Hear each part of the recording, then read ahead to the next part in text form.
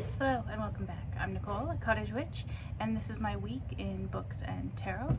The tarot readathon has wrapped up now, and 17, 18, 19, 20, 21. 21 books altogether is what I read.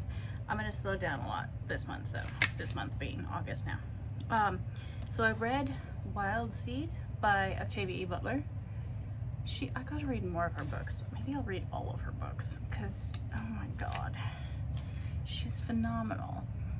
Her imagination is like, okay, I don't read a lot of fantasy, so I don't know what people have done since, but she was an original and she came up with a lot of new ideas that I don't think people had ever done before, and her writing is really good.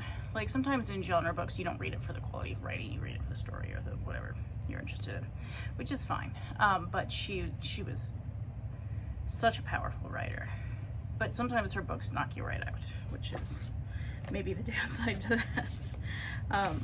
Then I read Genius in Ink, Virginia Woolf on how to read. So this is a collection of her essays on Charlotte Bronte, George Eliot, John Evelyn, who I didn't know, Henry James, Montaigne, Joseph Conrad, Thomas Hardy, Frances Burdey, who I also didn't know, Elizabeth Barrett Browning, I think a few other people, and yeah, a few other people. Aurora Lee, good.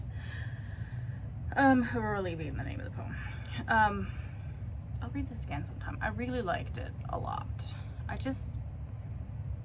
Sometimes when you like somebody's writing, you want to sort of get inside their brain and see how they think about other writing, and this was that book, and I like her essays a lot, Virginia Woolf. And then I listened to a Great Courses book called Banned Books, Burned Books, Forbidden Literary Texts. It's so good. It's so good. I'll listen to that again too, probably at some point. It just goes through a bunch of Western books written in English, published in the US, the UK, or Ireland, where there were like obscenity trials, or they've been banned from schools, or people who just protested on the streets, or whatever they did, for a bunch of different books. From Ulysses was definitely one of them, a couple before that she mentioned, I think, and then J.K. Rowling is one of the more recent ones, for multiple reasons, and then just a bunch of people. Judy Blume is on there, of course. It's mostly very American with a few English and Irish authors, but yeah, it was so good. And then I listened to The Girl with the Dragon Tattoo and Philosophy, which is also really good. It was fun. It's a quick little audiobook. It's only a few hours long, so it could have been longer in my opinion. I probably would have rated it higher if it was longer, because I just wanted more of it. But yeah, it was a lot of fun. I love those books though, so if you don't like books, you probably aren't going to like this one, but it was really interesting. And then I've done a little bit, I don't have Ulysses here.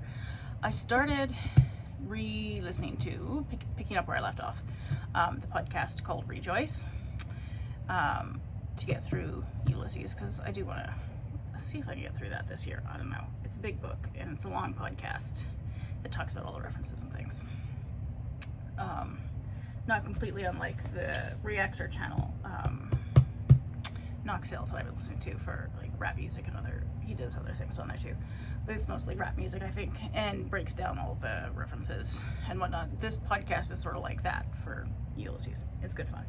And then I'm reading, and about 2/3 done, The Cambridge Companion to Emily Dickinson, and this is super fun. I'm really enjoying this. I'm gonna have to break out I have one book of her poetry that's just sort of a collection of random, it's not a complete collection.